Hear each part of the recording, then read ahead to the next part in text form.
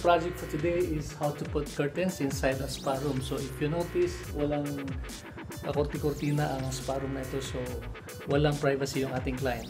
Ano ba kailangan natin para maglagay ng kortina? Una sa lahat, kailangan natin ng iba't ibang mga curtain rods. Meron tayong iba't ibang kortina din, and we have, of course, we have to use tacks and screw, and then meron tayong chrome bracket. Marami po yan. And then we have, of course, we have to use this electric wheel. Meron din tayong metal saw. Of course, this is a hammer, measuring tape, and of course, a pen. Okay, so simulan na natin ang trabaho.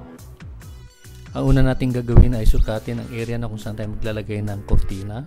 Pagkatapos natin nakuha ang sukat ng paglalagyan ng kortina, ang susunod naman ay ating putulin ang tubo ayon sa sukat ng paglalagyan ng kortina na ating gagamitin. Ihanda ang paglalagyan ng ating chrome bracket.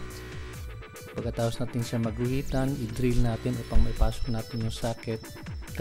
At ngayon patuloy natin ikinakabit yung iba pang mga tubo na ating gagamitin sa mga kortina.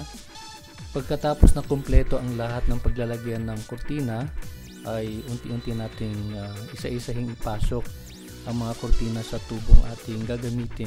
Dito sa ating proyekto, ang ginawa natin ay yung pangharap ng mga kortina ay pinagitnaan ng puti, yung ating cream may kulay na kortina upang medyo maganda siyang tingnan sa malayuan.